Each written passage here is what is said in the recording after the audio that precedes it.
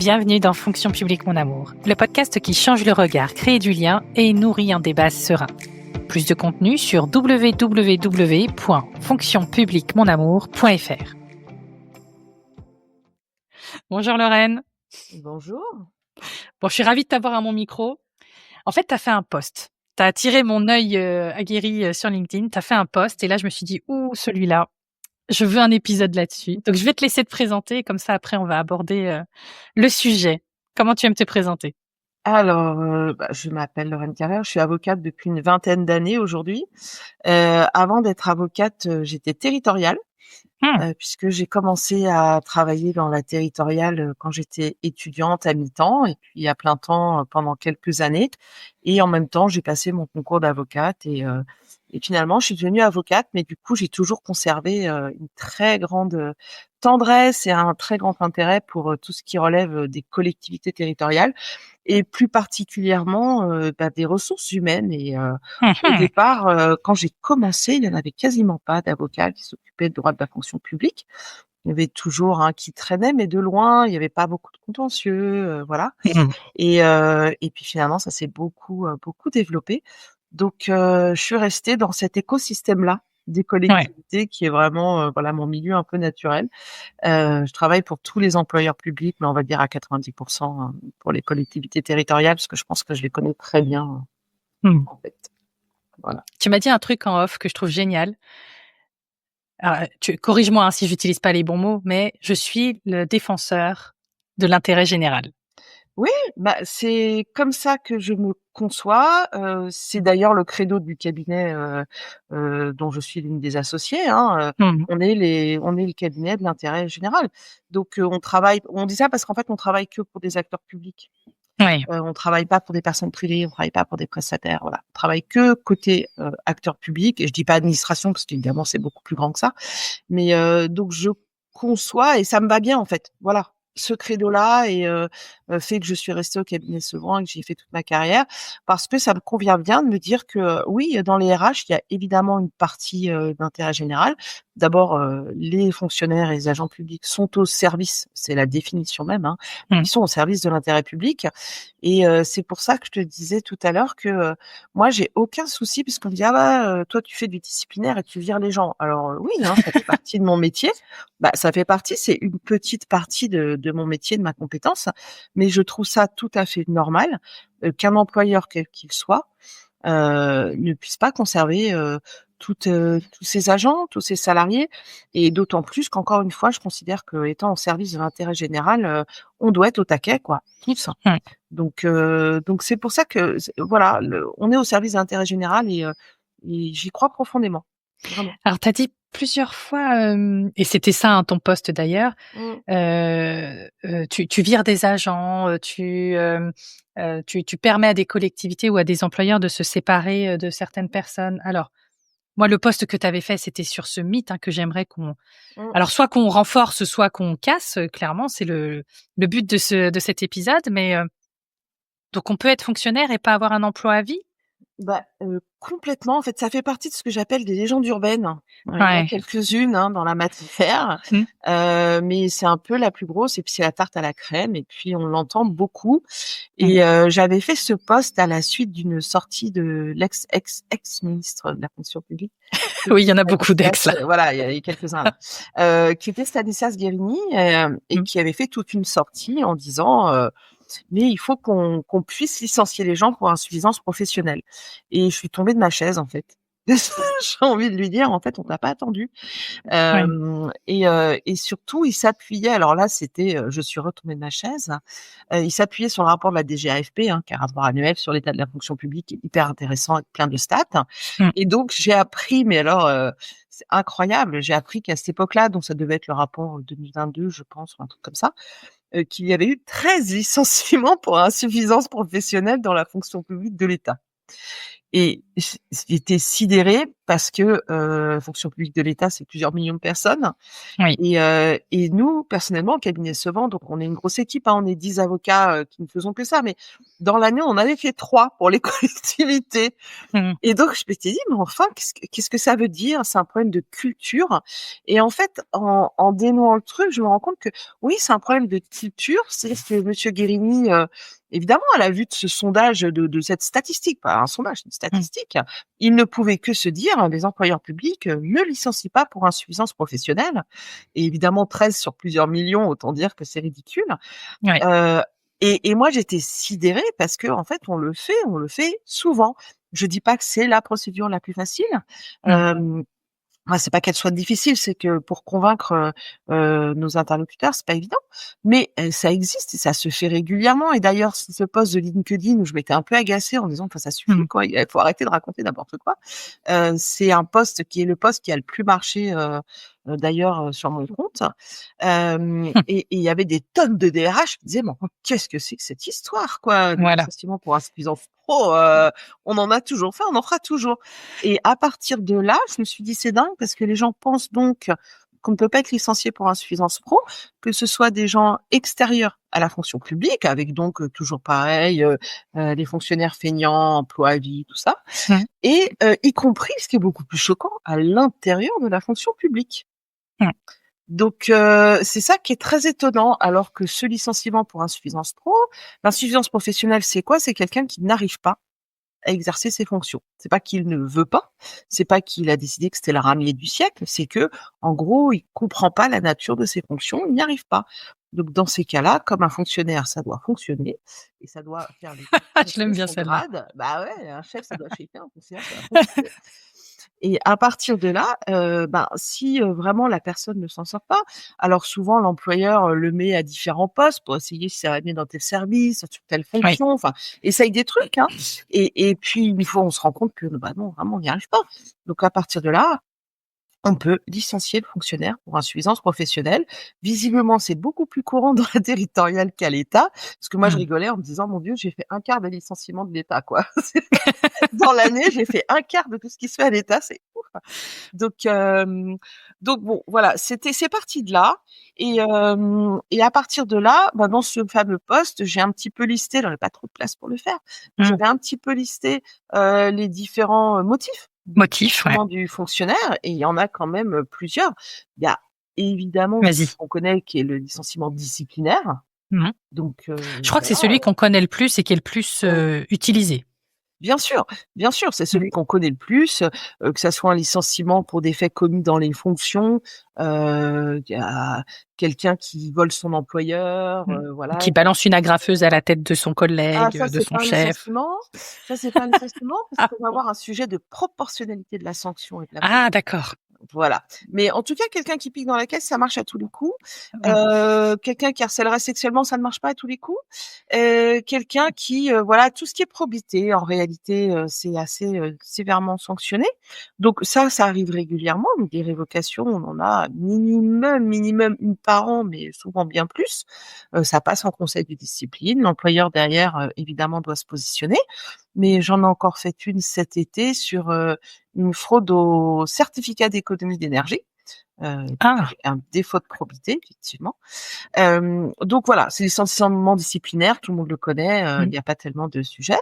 Il y a l'insuffisance professionnelle dont j'ai parlé, tout à l'heure, un Ouais. agent qui n'y arrive pas quoi, tout simplement, pour X ou Y raison. On peut avoir aussi, ben, alors c'est moyennement un licenciement, mais c'est une fin de fonction, tout ce qui est abandon de poste, c'est Mmh. pas juridiquement un licenciement, mais un agent qui ne vient plus du jour au lendemain, voilà, on a le cas aussi de l'agent qui vient pas, qui envoie des arrêts maladie, alors qu'on a, fait passer le médecin et que l'arrêt maladie devait pas être renouvelé. Donc on est à l'abandon de poste. On a également, bah, évidemment tout ce qui est inaptitude. Donc un fonctionnaire qui va être, reconnu inapte à l'exercice de ses fonctions et à toute fonction de son grade, hein, puisque on va raisonner les fonctions du fonctionnaire, c'est celles de son grade, c'est pas Oui. celles de son poste. On est titulaire Donc, de son grade, pas de son on est poste. titulaire de son grade, pas de son emploi. Donc à partir du moment où on arrive à établir et c'est établi évidemment par des comités médicaux, hein, c'est pas, l'employeur Mmh. qui décide ça, que l'agent n'est plus apte à aucune fonction. Alors souvent, en réalité, ça c'est une attitude en réalité assez psychologique. Mmh. Parce que physiquement, il y a quand même beaucoup d'adaptations. Les fonctionnaires en situation de handicap, c'est pas le sujet, quoi. C'est un fonctionnaire qui est en situation de handicap, s'il ne peut plus réaliser ses fonctions, il va être classé sur autre chose en réalité. Ouais, ouais, ouais. Mais un fonctionnaire qui est atteint d'une pathologie psychiatrique ou quelle que soit la fonction, en fait, il ne s'en sortira pas. Moi, je le dis souvent en riant, mais c'est pas si drôle que ça. Mais j'étais à l'autre bout de la France et on avait un cas de licenciement pour inaptitude d'une fonctionnaire qui avait une pathologie psy et cette personne est venue à l'audience en tutu diadème. Voilà. Ah! Oui, d'accord. Oui, voilà. Bon. Donc autant dire que le juge était très convaincu, hein. Ah bah oui, là, Voilà. Mais c'est souvent alors sans aller jusqu'à cet excès-là, mais c'est souvent des pathologies quand même psy, qui font que la personne, elle est complètement inapte, quoi, à un moment. mmh. Donc là, pareil, c'est un licenciement pour inaptitude et ça s'appelle pas une révocation. La révocation, c'est vraiment le terme qu'on va conserver pour la discipline. En revanche, pour tout le reste, ça sera licenciement. Donc ce sont bien des licenciements. Ouais, et inaptitude, c'est pas la même chose qu'insuffisance pro que tu Pas évoquais au du tout. début. C'est 2 choses bien Com différentes. Mmh. Complètement. L'insuffisance pro, c'est le fonctionnaire en fait, il ne comprend pas la nature de ses fonctions et ce qu'il doit faire dans le cadre de ses fonctions. C'est par exemple un attaché auquel on demande de rédiger des notes et les notes, elles sont jamais bonnes, elles sont Mmh. jamais et on peut changer de secteur, on peut voilà, il n'y arrive pas. Souvent, l'insuffisance pro, ça peut être aussi une difficulté d'encadrement. Mmh. Quelqu'un qui a un problème relationnel qui fait qu'il peut jamais encadrer personne et puis toutes les administrations, toutes les collectivités en l'espèce ne sont pas des grosses collectivités avec des cadres experts. Ouais. Il y a beaucoup de collectivités qui ont des gens qui sont sur le terrain, qui doivent encadrer. Donc si quelqu'un est un foutu d'encadrer, qui se dispute avec tout le monde et que ça se passe systématiquement mal, voilà, on est sur de l'insuffisance pro. Mais c'est là qu'on comprend que l'insuffisance pro et la discipline, c'est à touche-touche. Et Mmh. d'ailleurs, le juge s'est statué 153 000 fois que l'insuffisance pro peut être révélée par des fautes. Parce qu'au bout d'un moment, quelqu'un qui n'arrive pas à faire son boulot, bah, en fait, c'est des fautes. Alors, Évidemment. et donc là, je t'interromps parce qu'on va bien séparer les 2. Mais déjà, la première question, est-ce qu'on peut licencier un fonctionnaire? Oui, moi j'entends qu'on Oui, peut. bien sûr. Maintenant, concernant l'insuffisance pro, et là on va être, poil à gratter, hein, comme, comme je dis de temps en temps. Comment on fait pour licencier un fonctionnaire pour insuffisance professionnelle? Alors, la procédure en elle-même, elle est pas hyper compliquée, hein, donc Mmh. c'est pas tellement le problème, de convoquer, de donner droit à accès au dossier, de passer devant la Mmh. CAP, jusque-là, c'est quand même assez facile. La réalité, c'est de réussir à convaincre, qu'on est bien sur une insuffisance pro. Souvent, ce qu'on nous oppose, c'est: «Ah mais c'est pas l'insuffisance pro, c'est de la discipline déguisée». Bah, non, Mmh. enfin, ça serait plus facile, hein, en fait. Le problème de l'insuffisance pro, c'est que c'est tout ou rien. C'est-à-dire que si l'insuffisance professionnelle est établie, c'est forcément un licenciement, tandis que la discipline, bah, on peut passer par une mise à pied et cetera avant d'arriver à la OK. révocation. Donc entre les 2, en vrai, il y a un vrai choix à faire. Mais Mmh. des fois, on n'a pas le choix parce que vraiment la personne ne s'en sort pas, quoi. Mmh. Donc c'est histoire de convaincre réellement. Donc souvent les employeurs me disent: «Ah mais nous, on n'arrive jamais à avoir un avis, favorable de la CAP». Alors souvent effectivement, hein, je ne dis pas le contraire, on l'a plaidé 153 fois donc la CAP va nous dire: «Ah mais vous avez pas essayé 14 postes avant, de constater que vraiment ça n'allait pas». Voilà, la CAP va faire ça. Mais derrière, ceci étant, la CAP ne lie pas l'employeur. Donc l'employeur prend la mesure qu'il entend prendre. D'accord. Mais Donc l'insuffisance pro, c'est compliqué parce qu'elle peut se caractériser, évidemment, par des fautes. mmh. Évidemment. Mais moi, ce que j'entends dans tout ce que tu me dis, c'est que finalement, il y a aussi une forme de, déjà de culture, clairement, et Mmh. aussi de courage, Mmh. qui dont il faut tenir compte dans ce genre de Mmh. procédure. Alors, de courage, mais de courage de part et d'autre. Moi, j'ai l'habitude de dire que le courage managérial, c'est la chose la moins bien partagée du monde. Parce que pour arriver, il faut des pièces, en fait. On va pas Mmh. être cru sur notre bonne tête et c'est encore heureux. Donc il faut qu'on ait des preuves de ce qu'on avance. Donc ça veut dire qu'il faut qu'on ait eu des managers qui aient écrit noir sur blanc. Machin ne s'en sort pas et machinette ne s'en sort pas parce que j'ai demandé ça, au bout de 3 mois, c'est toujours pas fait. Enfin, voilà, ça veut dire qu'il faut des preuves Ouais. et ça, d'abord, on a des secteurs dans lesquels les managers ne sont pas à l'aise avec l'écrit. Mmh. Ça arrive, quand vous êtes, sur un secteur technique, et cetera, bah, elles sont moins faciles, moins à l'aise avec l'écrit. Donc, quand on leur dit: «Ben, l'agent là, il faut le marquer à la culotte, il faut que vous écriviez quand ça va pas, qu'est-ce que vous lui avez donné à faire, qu'il a pas fait, que vous écriviez bien, que vous lui donnez un délai, et cetera». Donc c'est un peu formel.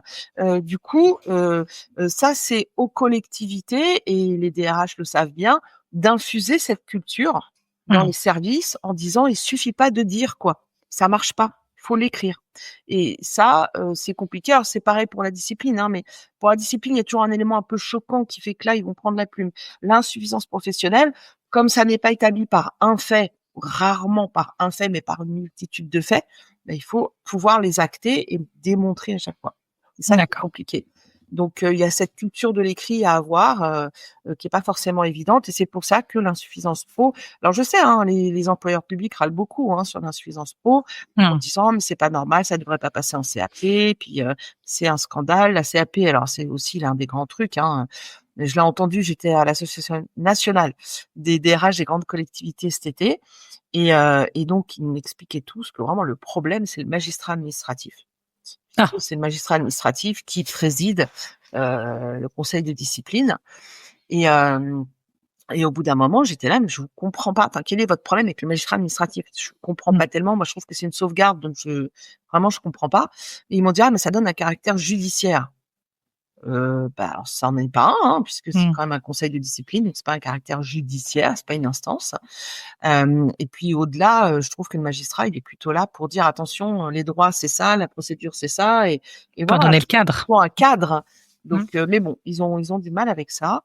Moi je trouve que c'est plutôt pas mal. Après, oui, hein, c'est comme en tout, il y a des mauvais avocats, puis il y a des mauvais magistrats en fait, hein. Donc des fois, on tombe sur un os, on est d'accord.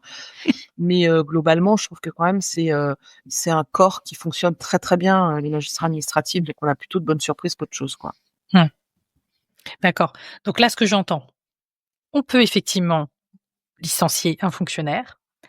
Il y a une méthodologie qui demande un peu de culture, un peu de courage, clairement, des écrits, une culture de l'écrit, là aussi. Oui. Un process avec la CAP. Hem, En tout cas, là, moi, ce que je et c'était tout l'objet de ton post aussi, hein, ce qui a attiré mon œil, c'était vraiment ce mythe Oui, de toute façon, le fonctionnaire, on peut pas le licencier, c'est faux. oui. Comme dans le privé, il y a, une façon de faire, il y a des écrits, parce que dans le privé, après, ils se retrouvent tous au prud'homme, quand ils ont licencié, de façon Oui, abusive, hein. Il y oui. a des prud'hommes d'ailleurs, côté Alors, public? il y a une petite différence quand même, hein. C'est-à-dire qu'au privé, vous pouvez tout régler par l'argent. Mmh. C'est-à-dire que vous pouvez passer une transaction et puis, voilà. Les prud'hommes, depuis qu'il y a le barème Macron puisque, Oui, il y a eu ce qui barème plafonne. qui plafonne les indemnités. Donc évidemment, Mmh. le prud'homme, ça devient moins intéressant. Nous, on n'est pas du tout sur les mêmes enjeux, pas du tout pareil. Mmh. D'une part, la rupture conventionnelle, bah, comme on le sait, elle est limitée. Oui. Elle est limitée et puis généralement quand on en est parce qu'on n'a pas vu tous les cas de licenciement, mais quand on est par exemple sur de la discipline, souvent l'employeur me dit: «Il manquerait plus que je verse de l'argent, quoi». Ouais. Donc la rupture conventionnelle, c'est pas tout à fait dans les mœurs, puisque contrairement au privé, non seulement on va verser l'indemnité de rupture conventionnelle, mais on va payer les ARE. Les collectivités à 95 elles ne sont pas affiliées à Pôle emploi, donc Ouais. elles payent elles-mêmes le chômage. Oui, c'est sur leurs fonds propres, ouais. Eh bah, oui, alors du coup, Mmh. ça a quand même un certain coût, l'histoire. Ouais. Donc moi, je suis très pro, rupture conventionnelle, mais dans d'autres cas. Pour un agent qui effectivement, a piqué dans la caisse, harcèle sexuellement ou je ne sais quoi encore, l'employeur me dit: «Non, je vais pas lui verser de l'argent en plus, quoi». Ouais, ouais, ouais. Donc OK. on n'a pas ça. En revanche, évidemment, ce qu'on a et que n'a pas le privé, c'est toute la beauté du droit public, on a la rétroactivité de l'annulation contentieuse. Waouh! C'est-à-dire que, si jamais, par exemple, je licencie un agent, je licencie un fonctionnaire, que le juge me dit: «Ouh là, vous êtes allé un peu fort, c'est trop. En fait, vous auriez pas dû le licencier, vous auriez dû le mettre moins». Parce qu'il dit pas combien, hein, il nous dit, Mmh. «Ça, c'est trop». Les conséquences d'une annulation par le juge, c'est que je dois reprendre la personne. C'est-à-dire que lui, il annule la D'accord. sanction et Mmh. la sanction, elle est réputée ne jamais avoir existé. D'accord. Ça s'appelle l'effet rétroactif de l'annulation contentieuse et donc on va revenir à J-1 et à se D'accord. dire, Est-ce que je mets juste la sanction en dessous? Moi, j'ai des dossiers comme ça où on avait révoqué quelqu'un. Le juge nous dit: «Ah, quand même, la révocation, c'est un peu beaucoup». Ben, on va lui mettre 2 ans, du coup, on va passer en dessous. Et puis, si on nous dit que c'est encore trop, ben, on va mettre 18 mois. Mais il y a une faute. La faute est reconnue. C'est juste que le juge nous dit: «Vous êtes allé un peu fort». D'accord. Donc, OK. ça, c'est dans le privé, ça n'existe pas. Ouais, ouais, Si ouais. le licenciement est annulé, c'est juste une conséquence indemnitaire. Nous, il faut qu'on reprenne l'agent. OK. Donc quand tu parles de révocation, moi j'entends, et tu vas me corriger si jamais c'est faux, un licenciement temporaire? Un licenciement disciplinaire. OK, donc là pour faute pour, motif discipline. Voilà. D'accord. Mais Mais tout donc tout licenciement, hein, tout licenciement qui sera annulé, il faut reprendre la personne, hein. OK. Mais donc en admettant que là, le juge il dit, «La sanction est conforme, voilà, le licenciement est prononcé». Mmh, Là, quand je me place du côté de l'agent, mmh. est-ce que l'agent reste toujours agent? Est-ce qu'il perd son statut de fonctionnaire? Ah non, il perd son statut de fonctionnaire, il perd tout. C'est pour ça que le D'accord, juge est plus sévère, hein, le juge administratif est plus sévère que le juge prud'homal, parce que moi, il perd pas que son job, en fait, il perd son grade, son grade. son concours. Voilà, il perd Et son statut. un agent du coup qui est licencié comme ça, donc pour raison disciplinaire par exemple, est-ce qu'il pourrait repasser le concours pour tenter Bien de sûr, redevenir? bien sûr, Il complètement. peut quand même Il peut retenter? passer le OK. concours. Généralement, il le fait pas. Généralement, parce Mmh. qu'on l'a déjà vu, il devient contractuel, hein. On sait qu'aujourd'hui, la fonction publique est très largement ouverte, aux contractuels. Mmh. Donc, généralement, il devient contractuel. D'accord. Oui, Enfin, donc ça en fait quand qui souhaite même. revenir dans la fonction publique, hein, la Mmh. plupart du temps, il n'y revient pas, mais ça s'est déjà vu, ouais. OK. C'est pour ça que le juge est plus, tatillon, Mmh. sur le niveau des sanctions que le juge privé. C'est que Bah oui, ça a le beaucoup pas le plus même. d'impact. Ouais, ça a beaucoup plus d'impact. OK. Il y a d'autres raisons, d'autres motifs de licenciement, c'est ça que tu me disais? Oui, c'est ça, en dehors de ces 3 licenciements de discipline, insuffisance pro et inaptitude, il y a aussi des licenciements qui sont dus, au fait que les personnes sont parties en disponibilité. Donc, pour, monter une boîte, Mmh. pour, suivre leur conjointe à l'autre bout de la France. Donc, elles ont un peu rompu temporairement le lien avec leur employeur et puis à un moment, elles, peuvent ou elles doivent revenir d'ailleurs, mais on va dire elles Oui. peuvent revenir et quand elles sollicitent leur retour, bah, alors on doit les reprendre dans un délai, je vous passe tous les détails, mais il y a un moment, on doit les reprendre et on doit les reprendre donc sur un emploi de leur grade. Mmh. Mais pas l'emploi qu'ils occupaient parce que, admettons, la personne elle est partie 5 ans, en vrai, on a Elle a déjà été remplacé, remplacée. hein, Bah oui. donc voilà. Donc elle veut revenir quand même et du coup, bah, on a l'obligation de lui proposer des postes et la réalité, c'est que si, au 3e poste, elle ne veut toujours pas parce qu'elle considère que vraiment, son poste c'était l'autre et aucun autre, ça arrive, hein, bah, là, c'est un licenciement aussi. C'est que le juge D'accord, nous a dit: «Non, ça va quoi, 3 fois et puis après ça va bien». Donc on a ce d'accord. licenciement-là, et on a un autre licenciement qui est un peu original mais on va en entendre parler je pense, hem, qui est réservé aux emplois fonctionnels. Ce sont les emplois des dirigeants des collectivités, Ouais. DGS et DGA. Si, on met un terme à leur détachement, ce sont des emplois qui s'occupent par détachement.